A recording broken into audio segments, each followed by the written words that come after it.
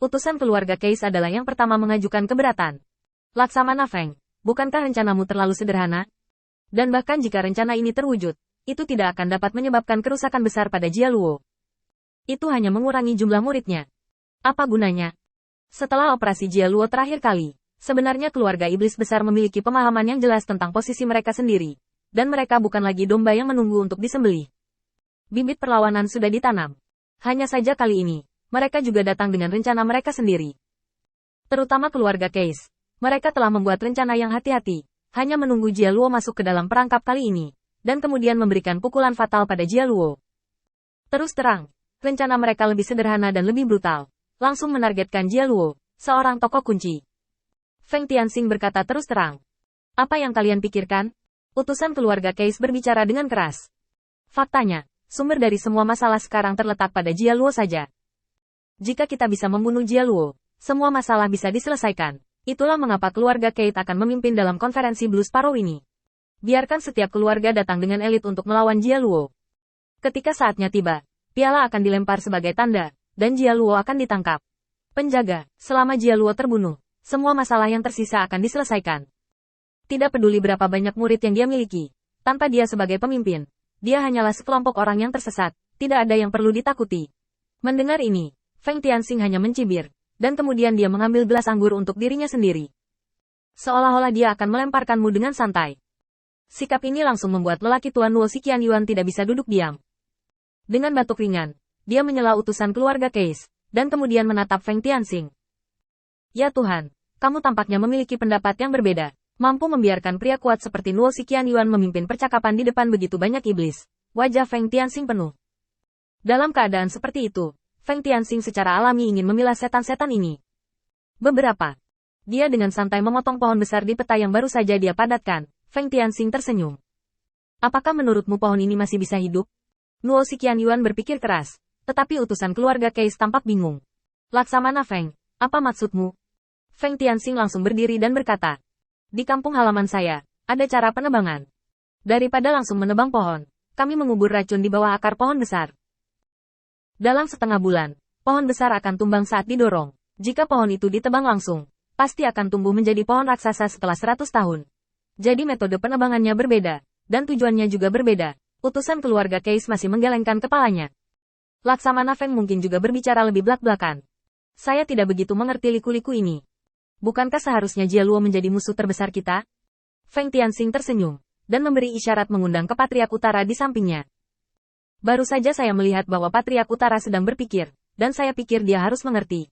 Patriark Utara buru-buru bangkit, pertama menangkupkan tinjunya ke Feng Tianxing, dan kemudian berbicara. Saya pikir apa yang Laksamana Feng maksud adalah bahwa Jia Luo ini seperti pohon yang menjulang tinggi. Jika Anda ingin menyelesaikan masalah dari akarnya, Anda harus menyingkirkan murid-muridnya. Selama ada masalah dengan yayasan mereka, Jia Luo akan melakukannya hanya akan menjadi masalah cepat atau lambat. Mengenai mengapa Anda tidak menggunakan metode membunuh Jia Luo, saya pikir seharusnya yayasan seperti itu masih ada, dan itu pasti akan digunakan oleh orang-orang dengan motif tersembunyi. Saya khawatir kecepatan pemulihan kekuatan Jia Luo saat itu tidak akan 100 tahun, atau bahkan 100 tahun. Hanya perlu untuk 1 atau 2 tahun. Dengan dukungan dari Patriark Utara, utusan iblis yang hadir menjadi lebih berhati-hati dalam perkataan dan perbuatan mereka. Luo Qianyuan, pembunuh besar, memberi Feng Tianxing awal, dan Patriark Nuos secara pribadi menyatakan dukungannya untuk rencana Feng Tianxing, yang hampir mendapat dukungan dari seluruh keluarga Nuos. Feng Tianxing bukan lagi status laksamana yang sederhana. Mereka secara alami harus memperhatikan apa yang mereka katakan, dan jangan buang waktu laksamana Feng dengan omong kosong. Setelah berpikir sejenak, utusan keluarga Case berbicara lagi. Laksamana Yifeng berarti kita tidak bisa melakukan apapun untuk Jia Luo sekarang? Ini adalah kesempatan langka dan bagus. Jia Luo pasti akan muncul. Meskipun kekuatannya kuat, dia tidak akan mampu menghancurkan kekuatan begitu banyak dari keluarga kita. Feng Tianxing masih menggelengkan kepalanya. Itu masih kalimat yang sama. Apa yang bisa kamu dan aku pikirkan? Jia Luo juga bisa memikirkan. Jia Luo akan muncul di konferensi Blue Sparrow. Tapi aku khawatir ada ribuan orang kepercayaan di sekitarnya. Memainkan konspirasi ini, kamu tidak bisa memainkan Jia Luo lebih baik. Jadi kami hanya bisa memainkan Yang Mo. Yang Mo adalah, saya menjelaskan bahwa saya ingin menyerang murid-murid Jia Luo. Tetapi dia tidak punya pilihan selain muncul di konferensi King Kue. Dan dia hanya bisa melihat murid-muridnya jatuh. Luo Qianyuan mengerutkan kening. Kekuatan Jia Luo dapat sepenuhnya mendukung murid manapun. Ketika dia campur tangan, segalanya akan menjadi sulit. Feng Tianxing berkata langsung. Tolong jangan khawatir tentang ini. Jia Luo dengan jelas membedakan prioritas. Yang paling perlu dia lakukan adalah mengkonfirmasi legitimasi kekuasaannya di konferensi Qingque. Ini adalah hal yang paling penting. Dia pasti akan mengendalikannya dengan tegas. Jika dia pergi, meski hanya setengah kolom selama waktu harum, saya pikir Anda bisa membuat banyak masalah.